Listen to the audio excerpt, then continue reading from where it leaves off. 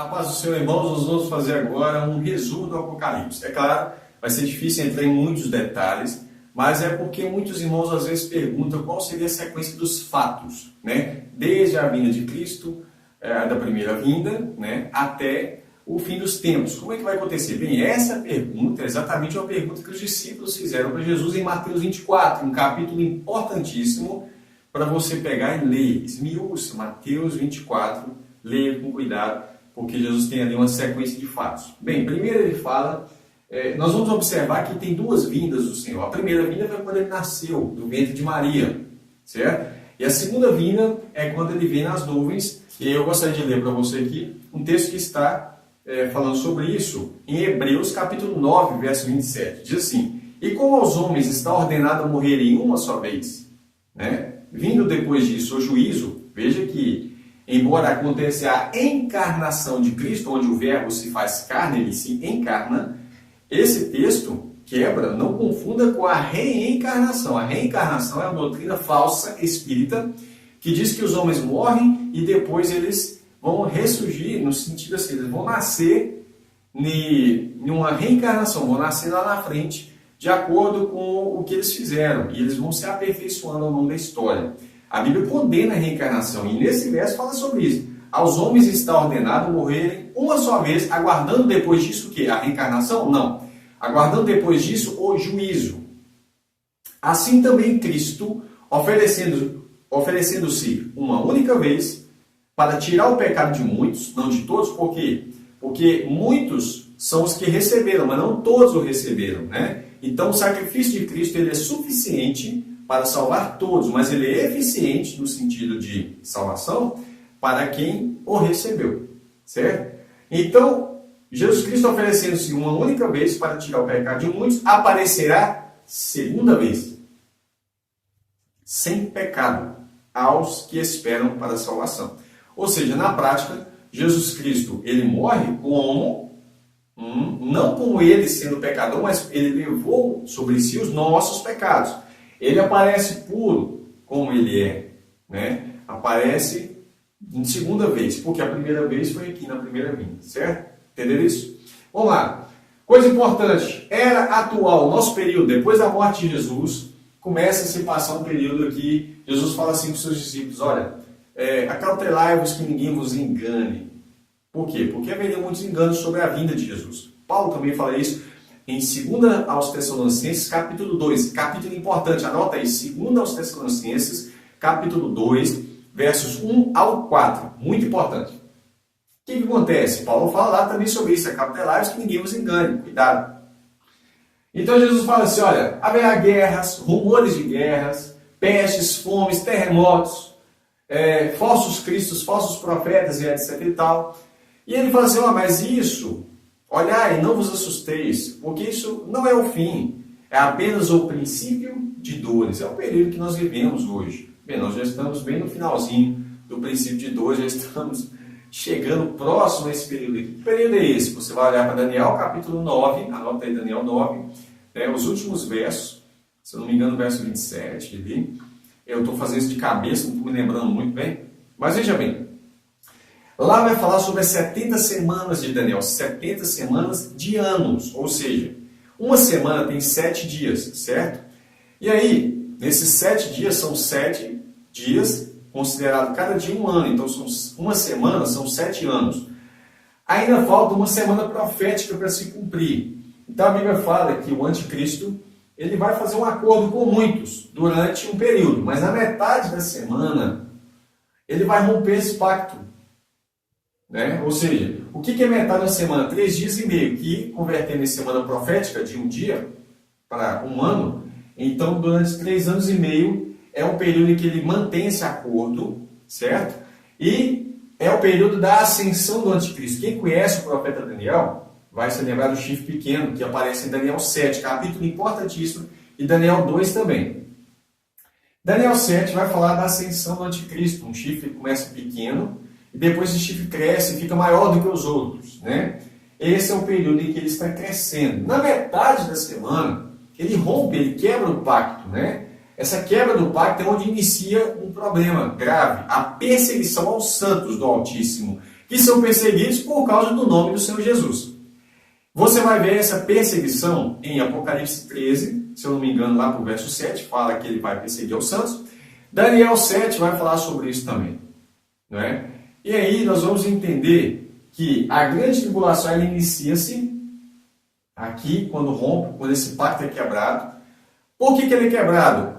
Paulo vai falar em 2 Tessalonicenses, capítulo 2, verso 2, o seguinte: irmãos, quanto à vinda do nosso Senhor Jesus e a nossa reunião com Ele, ou seja, o arrebatamento, a reunião nos ares, ele fala assim, que isso não vai acontecer sem que antes se manifeste, apareça, fique evidente, se manifeste o homem do pecado, o filho da perdição, que é o anticristo, a qual se levanta contra tudo que se chama Deus ou se adora, de modo que se assentará como Deus no templo de Deus, querendo parecer Deus. O anticristo vai querer ser Deus. Então ele vai perseguir todo mundo que adorar a outro Deus, principalmente ao Deus verdadeiro. Isso é parecido com a história de Daniel, onde Nabucodonosor, no 3º capítulo, ele monta uma estátua de si próprio e ele faz com que todo mundo venha se prostrar a essa estátua. E se você não prostrasse, o que tinha? A pena de morte, a punição por não adorar ele como Deus e abandonar os outros deuses, inclusive o Deus verdadeiro. Sadraque, Mesaque e Abednego não caíram nessa conversa, foram fiéis até o fim. Você já conhece a história da fornalha de fogo. Bem, é a mesma coisa que o anticristo vai fazer com a imagem da besta, certo? Quem não adorar a imagem da besta vai morrer, vai ser perseguido, vai ser preso, vai ser torturado, vai ser morto, etc. e tal. Esse sim é o período da grande tribulação. Muita gente acha que ela começa no início da semana. Não, ela começa na metade da semana, onde a besta vai perseguir durante um período de 42 meses, que dá 3 anos e meio. Ou, na linguagem profética, tempos e metade de um tempo, que seria 3 anos e meio. Tá certo? Deu para entender aqui? Beleza. Quando nós falamos sobre o arrebatamento, por que ele está aqui no final da grande tribulação? Porque Jesus fala isso em Mateus 24. Pega o verso 21, vai falar assim, que vai haver uma grande tribulação. Talvez a sua tradução está escrito grande aflição. É a mesma palavra no grego, é tribulação. E no verso 29 em diante diz que depois dessa tribulação, então Jesus vem sobre as nuvens, com poder e grande glória. E aí ele envia os seus anjos para recolher os santos. É aqui que vai acontecer o arrebatamento. Isso bate com o que está escrito em 1 Coríntios capítulo 15, se você pegar lá no verso 51 e 52, diz assim, eis aqui vos digo um mistério, Paulo dizendo, na verdade nem todos dormiremos, que é morrer em Cristo, né? Mas todos seremos transformados. Quanto tempo demora essa transformação? Num momento, continua a leitura, todos seremos transformados num momento, num abrir e fechar de olhos. Não é o arrebatamento que é no abrir e fechar de olhos, mas a transformação. Todos seremos transformados num momento, num abrir e fechar de olhos, ante a última trombeta. Paulo tinha a trombeta do Apocalipse em mente. Mas João não tinha escrito ainda o Apocalipse. Ora, e a revelação de Deus precisava vir por meio do escrito de João para que Paulo compreendesse. Pedro mesmo elogia a sabedoria profunda que Paulo diz, que Paulo tinha. Inclusive, Paulo diz o seguinte, ele conta um evento na segunda pessoa, dizendo que ele conhecia um homem, que era ele mesmo, ele estava falando dele, um homem que ele ouviu coisas de Deus, inclusive coisas tão profundas, que havia algumas coisas que era proibido aos homens ouvirem. Então, Paulo não poderia falar daquilo que ele ouviu. Olha, se Paulo ouviu coisas tão grandiosas, ele não sabia dessa última trombeta, evidentemente que ele está falando da ressurreição, do período da vinda de Cristo. Ele fala assim, na verdade nem todos dormiremos, mas todos seremos transformados no momento, no abrir e fechar de olhos, ante a última trombeta, porque a trombeta soará e os que morrerem em Cristo ressuscitarão em corpos incorruptíveis. Deixa eu abrir aqui, Aí ele fala assim, e os mortos ressuscitarão incorruptíveis, e nós, se estivermos vivos, seremos transformados, certo? Ele está falando nós na figura da igreja, nós que ficarmos vivos para a vinda do Senhor, né? Agora, em 1 Tessalonicenses capítulo 4, olha que interessante como que Paulo trabalha esse assunto, falando ainda do arrebatamento. Verso 15, dizemos-vos isso pela palavra do Senhor, que nós, os que ficarmos vivos para a vinda do Senhor Jesus, não precederemos os que dormem. Olha, nós não vamos passar na frente dos irmãos que estão mortos. Nós não vamos subir no arrebatamento e eles ficarem. Não. Como é que funciona a sequência? Porque o mesmo Senhor descerá do céu com alarido, a voz do arcanjo e da trombeta de Deus, com a trombeta de Deus, E os que morrerem em Cristo ressuscitarão primeiro. Então, antes do arrebatamento, tem que acontecer a ressurreição dos mortos. Os que morrerem em Cristo, anota a sequência, ressuscitarão primeiro. Paulo já tinha explicado que a ressurreição já era um corpo transformado. Você não vai ressuscitar, se caso você morrer, num corpo natural e depois esse corpo ser transformado num corpo glorificado. Não, já ressuscita com corpos incorruptíveis. Depois, olha a sequência, depois nós, os que ficarmos vivos, que são transformados, seremos arrebatados juntamente com eles nos ares. Não é arrebatamento para o céu. A Bíblia não fala de ser arrebatado para o céu de Deus, mas aqui é o céu das nuvens. Então fala assim, seremos arrebatados juntamente com ele nas nuvens, né? A encontrar com o Senhor nos ares. Por que encontrar com ele nos ares? Porque ele veio do céu e nós vamos até as nuvens, certo? E nós vamos encontrar com ele ali, nas nuvens, como está escrito em Mateus 24, né? E aí fala assim, portanto, consolai-vos uns aos outros com essa palavra. Aqui você tem um evento importante. Agora, o próximo passo é falar sobre o que acontece depois da vinda do Senhor Jesus, ok? Então, nós vamos estar falando sobre o que acontece aqui depois. Bem, depois da vinda do Senhor Jesus Cristo, para que ele encontre com a gente? Primeiro, porque ele é o cavaleiro do cavalo branco, certo? Ele é o chefe de um exército que vem para a batalha do Armagedon. Aí você fala assim, mas você falou que o arrebatamento acontece depois da grande tribulação, porque lá em Mateus está escrito isso, Mateus 24. Quais são os outros versos que vai dar embasamento para nós falarmos sobre isso? Bem, tem gente que acha que o arrebatamento vai acontecer, né, a qualquer momento, mas não é isso que a Bíblia diz. Em momento nenhum a Bíblia diz. A Bíblia diz que para o arrebatamento ocorrer, precisa acontecer a ressurreição. E quando é que acontece a ressurreição? A ressurreição acontece, evidentemente, segundo o que Jesus falou, João capítulo 6, abre sua Bíblia aí, João capítulo 6, no verso 39, Jesus vai dizer que a ressurreição acontece no último dia. No verso 40, ele diz que a ressurreição acontece no último dia. No verso 44, Jesus diz que a ressurreição acontece no último dia, e não 7 anos antes do último dia, e não 3 anos e meio antes do último dia, mas no último dia.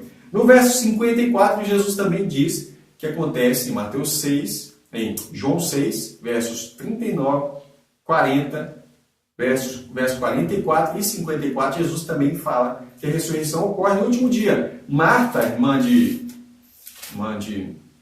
Lázaro, entendeu o ensino. Quando Jesus fala assim, em João 11, verso 23, ele diz o seguinte para Marta, teu irmão há de ressuscitar. Sabe o que ela fala para ele? Ela diz assim, eu sei, Senhor, eu sei que ele há de ressuscitar na ressurreição do último dia, mas Jesus não estava falando dessa ressurreição, Jesus estava falando que ia ressuscitar ele agora, né, naquele momento. Então, ela entendeu que a ressurreição dos santos ocorre no último dia, como Jesus tinha falado. Então, se a ressurreição ocorre no último dia, ao soar da última trombeta, então nós sabemos que o arrebatamento também precisa acontecer no último dia, ao soar da última trombeta. A última trombeta, como nós já falamos, ela está em Apocalipse capítulo 11, verso 15. Olha que coisa chique. São 7 trombetas do Apocalipse e essa é a última. Aí você fala, não, o arrebatamento já aconteceu. Se o arrebatamento aconteceu antes, então ele não aconteceu na última trombeta. Porque se tem uma trombeta depois da última, então aquela não foi a última, certo? Essa é a última. O 7º anjo tocou a sua trombeta e houve no céu grandes vozes que diziam, olha o que as vozes dizem para o arrebatamento, quando Jesus vem. E o que acontece depois do arrebatamento? Os reinos do mundo, não os reinos do céu. Aqui está esclarecendo que Jesus vem para reinar no mundo durante um período de 1000 anos. Esse é o milênio. Os reinos do mundo vieram a ser do nosso Senhor e do seu Cristo, e ele reinará para todo o sempre. O reino não é um reino de Viona, é um reino eterno, mas aqui nós temos um período mais ou menos, vamos dizer assim, de um estágio para onde a igreja vai reinar com Cristo durante o período de 1000 anos. Eu vou colocar aqui aquilo que a gente chama de reino milenar, né? O milênio. São 1000 anos de reinado aqui na Terra e tem um propósito de Deus para isso, evidentemente. E diz assim, e ele, fala assim, ele reinará para todo sempre. Os reinos do mundo vieram a ser do Senhor e do seu Cristo, né? E os 24 anciãos que estão assentados em seus tronos diante de Deus prostraram-se com seus rostos e adoraram a Deus, dizendo, graças te damos, Senhor Deus Todo-Poderoso que és e que eras e que has de vir, que tomaste o teu poder, o teu grande poder e reinaste. É nesse momento que acontece então a Jesus Cristo assumindo o reino, a autoridade sobre os reinos do mundo, que até então estava na mão do inimigo, né? E iraram-se as nações. Quando Cristo vem, as nações se iram nesse período, né? E veio a tua ira. Eles estão declarando, as nações se iraram e então veio a tua ira. E a igreja subiu porque ela sai fora da ira de Deus, certo? Você vai observar que durante as 6 taças da ira de Deus a igreja está aqui. Mas na última taça, na conclusão, ou seja, no golpe final, a igreja é tirada para que ela também participe desse momento de vitória.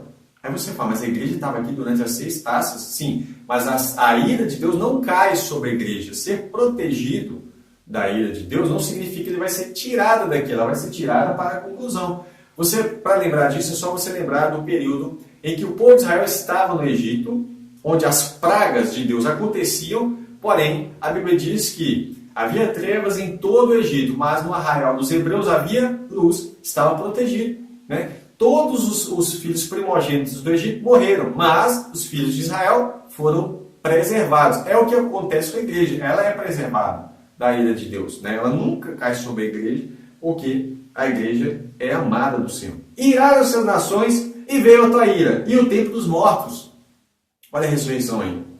Para que sejam julgados, e o tempo de dar-lhes galardão aos profetas, aos seus servos, aos santos e aos que temem o seu nome, pequenos e grandes, e o tempo de destruir os que destroem a terra.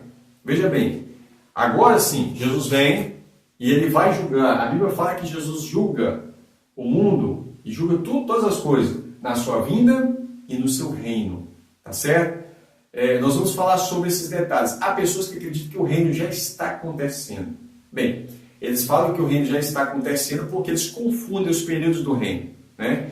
E aí nós vamos ter que falar isso mais detalhadamente aos poucos, para tirar essa confusão. Porque uma coisa é Cristo reinando em nós, outra coisa é Ele reinando aqui através de nós, certo? Porque falar que a igreja já está reinando é, no mínimo, absurdo. Você vê o sofrimento que a igreja passa, né? E aí você vê na Síria, no Oriente Médio, de modo geral, em vários países do mundo, a igreja sendo perseguida, morta, e nós falamos, mas a igreja está reinando com Cristo. Mas que esse reinado é espiritual, irmão. Precisamos entender e não confundir as coisas espirituais com as coisas literais. Espiritualmente, nós já somos justificados, somos santos, somos eleitos, nós já somos salvos, tudo isso já aconteceu. Mas isso de um modo espiritual. Por exemplo, a salvação, né? A Bíblia diz que nós já somos salvos em Cristo, mas a salvação é para aqueles que perseverarem até o fim. Ou seja, a salvação de fato ela vai acontecer quando? Quando Cristo vier nos salvar da ira de Deus, nos leva até as nuvens, né? E aí sim a salvação vai ser completada, tá? Não podemos confundir aquilo que a Bíblia fala de uma maneira literal e de maneira espiritual. Por exemplo, espiritualmente todas essas coisas já aconteceram, nós já ressuscitamos, já morremos com Cristo, fomos crucificados com Cristo, etc e tal. Somos salvos, porém, para ser salvo é necessário que você permaneça. A Bíblia fala que serão salvos aqueles que forem fiéis até o fim. Então serão salvos. Serão salvos de quê? Da ira de Deus. É por isso que Jesus Cristo nos arrebata até as nuvens. Somos tirados daqui para encontrar com Ele nas nuvens. E aí a ira de Deus ela é derramada na conclusão da ira de Deus. Veja bem, segundo Timóteo, tem muita gente que confunde o reino, falando que nós já estamos reinando a partir do momento que Jesus morreu. O reino de Deus está acontecendo. O reino de Deus em nós é uma coisa. Agora, o reino de Deus através de nós acontece depois da vinda. Por isso que Paulo fala a Timóteo assim, 2 Timóteo 4:1. Conjuro-te, pois, diante de Deus e do Senhor Jesus Cristo, que há de julgar os vivos e os mortos, na sua vinda e no seu reino. Veja bem, ele não fala no seu reino e na sua vinda. Ele fala na sua vinda e no seu reino. Por quê? Porque o reino é posterior à vinda, não o oposto. Há pessoas que tentam colocar como se o reino já estivesse acontecendo aqui. O reino de Deus já acontece em nós, porque o rei está em nós, né? Cristo habita em nós, que ele é o rei, ele reina em nós, reina no nosso coração, sobre a igreja, Cristo reina. Porém, o detalhe é que, através de nós, Cristo vai governar todo mundo. Aí sim, por isso que a Bíblia fala assim, que ele há de julgar vivos e mortos, né, pela sua vinda e no seu reino. Aí o julgamento acontece aqui, que está escrito juízo final. Entretanto, a Bíblia não chama de juízo final. Eu escrevi porque todo mundo conhece aquele evento como juízo final, que é o grande trono branco. Tá? Olha que coisa interessante aqui. Ó. Vamos ver um texto que as pessoas usam para falar que o reino já está acontecendo. Romanos capítulo 5, verso 17 diz assim: porque se pela ofensa de um só, esse foi o pecado de Adão, a morte reinou por esse, muito mais os que receberam a abundância da graça, do dom da justiça, e a justiça eterna ocorre na vinda de Cristo, reinarão em vida por um só, Jesus Cristo. Aí eles falam, tá vendo? Reinar em vida, é que nós estamos reinando agora. Irmão, aqui está falando da vida eterna, que é uma prova. Veja bem, verso 21. Para que assim como o pecado reinou na morte, também a graça reinasse pela justiça para a vida eterna. Está vendo? Por nosso Senhor Jesus Cristo. 2 Timóteo, capítulo 2, verso 11. Paulo diz assim: palavra fiel é esta, que se morrermos com ele, também com ele viveremos. Futuro. Se sofrermos, também com ele reinaremos. Futuro.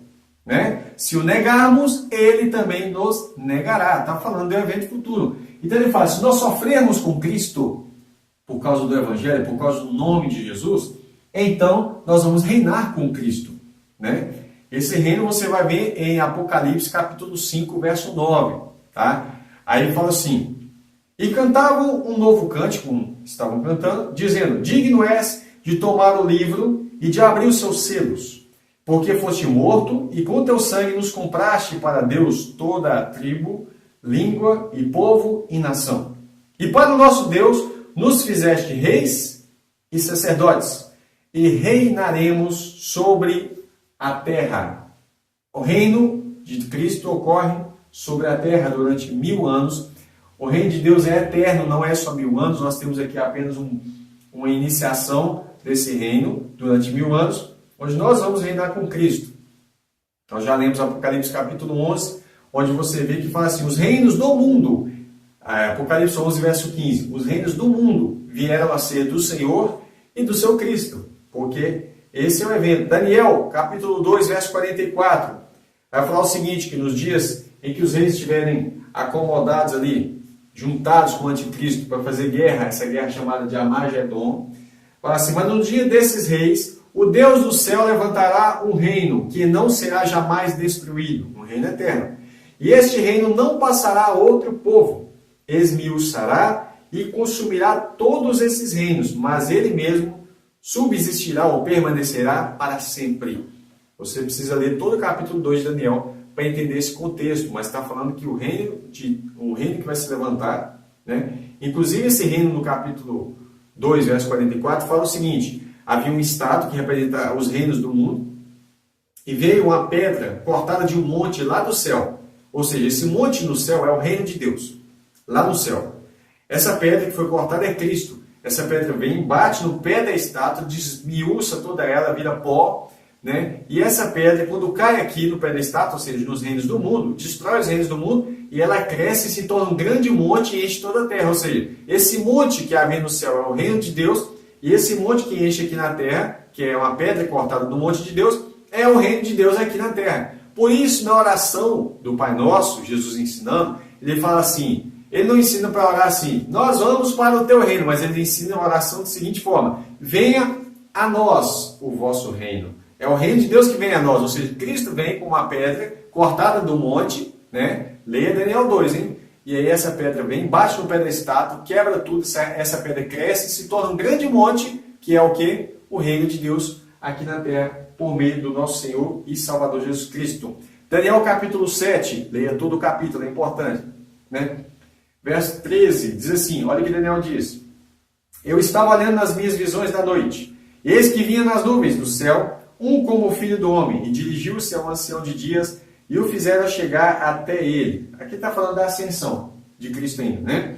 E foi-lhe dado o domínio. Aí ele já vai, Daniel, faz um link.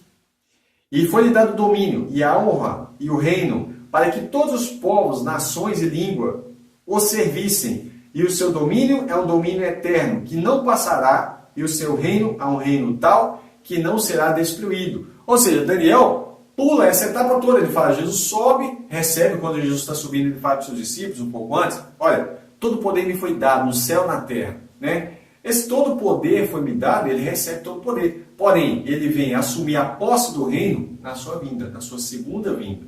A posse do reino aqui da terra, tá certo? Você vai ver em Atos capítulo 1, né, que quando Jesus está para subir, ele fala assim, olha, que eles deveriam permanecer em Jerusalém, né, e fala assim, que eles seriam revestidos de poder para ser testemunhas dele, tanto em Jerusalém, Samaria, até os confins da terra. Né? Jerusalém, Judéia, Samaria, até os confins da terra. E aí, quando ele estava falando isso, ele começa a subir ao céu e uma nuvem esconde ele. Aí o que ele diz? Aí 2 homens aparecem do lado dos discípulos e falam assim, varões, por que vocês estão olhando para cima? Esse Jesus que vocês estão olhando, vendo ele subir ao céu, né, que foi recebido no céu, ele vai vir da maneira com que vocês estão vendo ele hoje. Ou seja, da mesma maneira que ele subiu na nuvem, ele vai voltar na nuvem, da mesma forma que vocês viram. Tá? E aí nós vamos para mais um texto aqui, Daniel capítulo 7, verso 19. Então tive o desejo de conhecer a verdade a respeito do quarto animal, que era falando do último período dos reinos do mundo, que era diferente dos outros, muito terrível, cujos dentes eram de ferro e cujas unhas de bronze, devorava aos pés o que sobrava. Também a respeito dos 10 chifres que tinha na cabeça, etc. e tal. Que é, vamos falar assim, de um certo modo, os aliados do anticristo, né? E ele fala assim, e do chifre que subiu, o pequeno, né? A qual caíram 3, isso é, daquele que tinha olhos, de cuja boca falava grandes coisas, cujo parecer era mais robusto do que os seus companheiros. Eu olhava e eis que esse chifre, o chifre pequeno, que é o anticristo, fazia guerra contra os santos. Você vai ver isso em Apocalipse, capítulo 13, verso 7. E prevaleceu contra eles. Fazia guerra contra os santos e prevaleceu, venceu. Prevaleceu contra eles, até que veio o ancião de dias e fez justiça aos santos do Altíssimo. E chegou o tempo em que os santos possuíram o reino. Apocalipse 13, 7 diz assim, sobre o anticristo, né? E foi-lhe permitido fazer guerra aos santos e vencê-los. Vencê-los. E deu-se-lhe poder sobre toda tribo, língua e nação. O anticristo, né, perseguindo aqui. Mas nós passamos da etapa importante. Né? Sobre o milênio, Apocalipse capítulo 20, verso 4. Diz assim, e vi tronos, e se assentaram sobre eles, e foi-lhe dado o poder de julgar, e vi as almas daqueles que foram degolados. Olha, degolados por quê? Por causa da grande tribulação. Degolados pelo testemunho de Jesus e pela palavra de Deus, e que não adoraram a besta, nem a sua imagem, não receberam o sinal na sua testa, e nem em suas mãos. Olha, e viveram a ressurreição, depois da perseguição. Está vendo? Porque para haver arrebatamento tem que haver ressurreição. Então eles foram degolados por causa do testemunho de Jesus, por causa da perseguição da besta. Né? Aí fala assim, e viveram, ressuscitaram, e reinaram com Cristo durante 1000 anos. Ou seja, a gente sabe que o reino é depois da ressurreição, é depois da perseguição, da grande tribulação. Mas os outros mortos não reviveram, até que os 1000 anos acabaram. Esta é a primeira ressurreição, que é a ressurreição para o arrebatamento. Bem-aventurado e santo aquele que tem parte da primeira ressurreição. Se houvesse arrebatamento antes da grande tribulação, essa aqui não seria a primeira ressurreição, seria a segunda, ou a terceira, ou a quarta, né? Bem-aventurado e santo aquele que tem parte da primeira ressurreição. Sobre estes, não tem poder a segunda morte, que é o lago de fogo. Então fala assim, mas serão sacerdotes de Deus e de Cristo, e reinarão com ele 1000 anos. Acabando os 1000 anos, a Bíblia diz que Satanás será solto da sua prisão, sairá a enganar as nações, né? Gog e Magog, pelos 4 cantos da terra, cujo número é como a areia do mar, para juntar em batalha. Mas não vai ter batalha aqui não, só vai ter batalha aqui na vinda de Cristo, que é o Armagedon. Gog e Magog, eles vão se juntar, mas aí, ó, subiram sobre a largura da terra, cercaram o arraial dos santos e a cidade amada de Deus, e desceu fogo do céu, e devorou eles. Então não teve batalha, desceu fogo do céu e devorou eles. E o diabo que os enganava foi lançado do lago de fogo e enxofre, aonde estão a besta e o falso profeta. Veja bem, na batalha da Magedon, a besta e o falso profeta são lançados no lago de fogo. Eu vou desenhar aqui um lago de fogo, né? Que é o Gehenna, lago de fogo. Esse aqui é a segunda morte, tá? Então, a besta e o falso profeta são lançados no lago de fogo, e depois do milênio, Satanás também é lançado no lago de fogo. Veja bem que quando Satanás é lançado, a besta e o falso profeta também ainda estavam lá, né? Onde estão a besta e o falso profeta? E de dia e de noite serão atormentados para todo sempre. Aí entra o juízo final, que é o grande trono branco.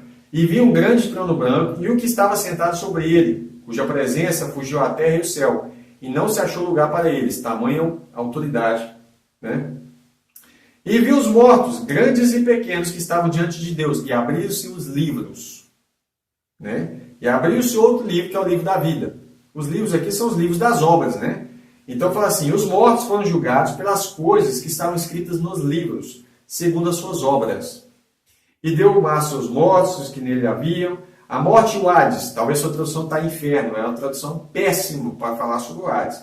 A morte e o Hades deram os mortos que neles haviam, e foram julgados cada um segundo as suas obras. A morte e o Hades, que é o inferno, que eles chamam de inferno, foram lançados no inferno, que é o lago de fogo. Então, o Hades que é lançado no lago de fogo, né? Esta é a segunda morte. A Bíblia diz que aqueles que têm parte na primeira ressurreição, sobre estes, não tem poder o lago de fogo. Ou seja, só pode vir para o lago de fogo quem ressuscitar na segunda etapa. Aqui vão ser julgados, e aqueles que não forem achados escritos no livro da vida vão ser lançados no lago de fogo. Mas não são os da primeira. Os da primeira não correm esse risco, tá ok? E aí, irmãos, você vai ver aqui falar sobre o milênio. Muitos são os textos que falam sobre ele. Só que, aí você pergunta, como vai ser o milênio? Especificamente, a Bíblia não detalha como é, mas ela deixa claro que o milênio é depois da vinda, e ela deixa claro que vai acontecer um reino de 1000 anos, onde nós vamos reinar com Cristo durante o período de 1000 anos. Vamos fazer uma recapitulação. Jesus fala, depois da sua morte, ele ensina os seus discípulos, durante o seu período de ministério, ele ensina que depois vai haver guerras, rumores de guerras, pestes, fomos, terremotos, falsos profetas, falsos cristos. É o período atual que nós estamos chamando de princípio de dores. Mas ainda não é o fim. Aí, fala da última semana, né? Vou pegar aqui a última semana de Daniel. Esse período aqui é o período de 7 anos. Vou colocar aqui, não 7 anos, não vou escrever assim, ó. 70 semana, vou colocar a última semana, né? Última semana de Daniel, né? Última semana profética de Daniel. Lembrando que a semana profética são 7 dias, uma semana, mas são semana de anos, então são 7 anos. Durante esses 7 anos, é o período de ação do anticristo, onde ele começa a se despontar como um chifre pequeno, que no início faz um acordo com muitos, mas ele quebra o acordo na metade da semana, então inicia a grande tribulação, que é 3 anos e meio, ou 42 meses, como está escrito em Apocalipse. Ou tempos e metade de tempo, como diz em Daniel. Tempo, né, como eu já expliquei, tempos, que é 3, e metade de um tempo, ou seja, dá 3 anos e meio, ok? Cada tempo representa um ano. Então, no final desse período, a Bíblia fala em Mateus 24, verso 29 em diante, que no verso 21 fala que vai haver uma grande tribulação. Tanto é que em Daniel 12 fala também que vai haver uma grande tribulação, como nunca houve, mas aí logo em seguida fala de quê? Da ressurreição dos mortos, né? Então, Jesus vem para encontrar conosco o que precisa acontecer primeiro? A ressurreição dos mortos. E nós que estamos vivos, corpos transformados, e vamos subir juntamente com eles até as nuvens para encontrar com o Senhor Jesus nos ares. O que vai acontecer em seguida? Você vai perceber que vai acontecer que Jesus termina de descer com a igreja, certo? Agora a igreja vai acompanhar ele, isso está na sequência Apocalipse 20, né? Aliás, Apocalipse 19 você já vê isso acontecendo, Apocalipse 19, e ele desce como um cavaleiro do cavalo branco e nós vamos acompanhando ele para a guerra, a batalha da Magedon, onde no final Cristo vence, evidentemente, e a besta, o falso profeta, é lançado no lago de fogo, né? Vou colocar aqui uma outra cor.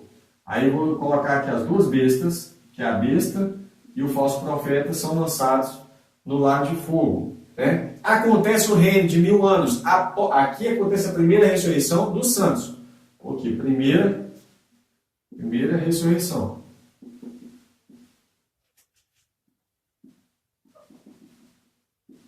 Para o arrebatamento, né? Depois que acontece o milênio, aí vai acontecer a ressurreição, a outra ressurreição. A Bíblia não chama de segunda ressurreição, mas está implícito que é a segunda ressurreição, que é para o juízo, né? Que é para o juízo final, que é para o grande trono branco, onde vão abrir-se os livros, né? Vai abrir os livros, que são os livros das obras. Vou colocar aqui os livros, né? E vai abrir também o livro da vida. Vai abrir o livro da vida. E aquele que não foi encontrado no livro da vida vai ser lançado no lago de fogo. Até a Bíblia fala. E sobre a eternidade? Bem, depois do milênio, a Bíblia não fala muito o que vai acontecer na eternidade. Então nós podemos imaginar, mas nós não temos ainda uma base sólida para poder falar assim, vai ser dessa maneira. Tá ok? Espero que você tenha gostado, que Deus te abençoe e olhe por nós.